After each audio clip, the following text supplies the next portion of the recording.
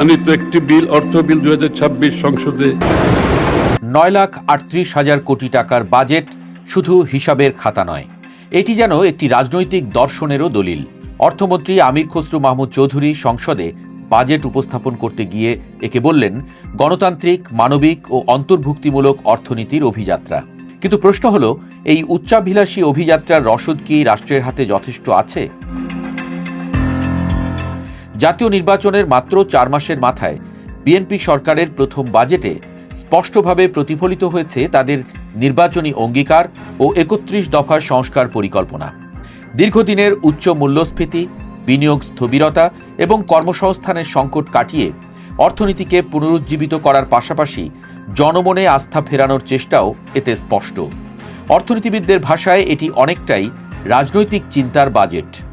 বাজেটে সবচেয়ে বেশি গুরুত্ব দেওয়া হয়েছে বিনিয়োগ ও কর্মসংস্থানে। ব্যবসায়ীদের উপর নতুন করের চাপ না বাড়িয়ে বরং কর ব্যবস্থায় দীর্ঘমেয়াদী পরিকল্পনার ইঙ্গিত দেওয়া হয়েছে। আগামী 1 বছর এবং পরবর্তী 5 বছরে কিভাবে করের আওতা বাড়ানো হবে তার একটি রূপরেখা তুলে ধরা হয়েছে। এতে বিনিয়োগকারীরা এক ধরনের নীতিগত নিশ্চয়তা পাবেন বলে মনে করছেন বিশ্লেষকরা। নিত্যপণ্যের বাজার নিয়ন্ত্রণেও বড় পদক্ষেপের ঘোষণা এসেছে। চাল, ডাল, চিনি, ভোজ্য তেল, পেঁয়াজ, রসুন সহ প্রায় 60টি নিত্য প্রয়োজনীয় পণ্যের উৎসে কর কমিয়ে 0.5% করার প্রস্তাব দেওয়া হয়েছে। একই সঙ্গে নিম্ন আয়ের মানুষদের জন্য ফ্যামিলি কার্ড সহ অন্তত 8টি নতুন সামাজিক নিরাপত্তা কর্মসূচি যুক্ত করে বরাদ্দ বাড়ানোর প্রস্তাব রাখা হয়েছে। তবে বাজেটের সবচেয়ে বড় চ্যালেঞ্জ অর্থের যোগান। প্রস্তাবিত বাজেটে জাতীয় রাজস্ব বোর্ডকে 6 লাখ কোটি টাকার বেশি রাজস্ব আদায়ের লক্ষ্য দেওয়া হয়েছে, অথচ বিদায়ী অর্থ বছরে 5,03,000 কোটি টাকার লক্ষ্যমাত্রার বিপরীতে আদায় হয়েছে মাত্র 3,70,000 কোটি টাকা। ফলে রাজস্ব আদায়ের সক্ষমতা নিয়ে বড় প্রশ্ন তুলছেন অর্থনীতিবিদরা।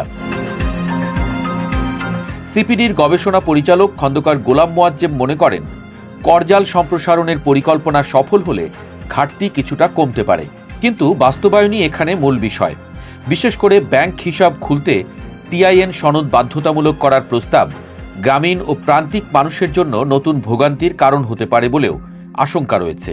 বাজেটে ব্যাংক খাত থেকে 1,72,000 কোটি টাকা এবং সঞ্চয়পত্র থেকে 8,500 কোটি টাকা ঋণ নেওয়ার পরিকল্পনা রয়েছে। অর্থনীতিবিদদের মতে এই ঋণের বিপরীতে সুদ পরিশোধের চাপ ভবিষ্যতে বাজেট বাস্তবায়নের পথ আরও কঠিন করে তুলতে পারে। এর মধ্যে সরকারি চাকরিজীবীদের বেতন বৃদ্ধির ঘোষণাও ব্যয়ের চাপ বাড়াবে।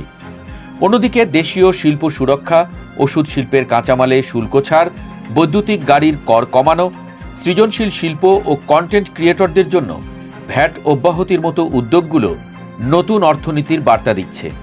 কিন্তু শেষ পর্যন্ত এই বাজেটের সাফল্য নির্ভর করবে একটি পুরনো প্রশ্নের উপর: রাজনৈতিক অঙ্গীকারকে অর্থনৈতিক বাস্তবতায় রূপ দেওয়ার সক্ষমতা সরকারের কতটুকু আছে।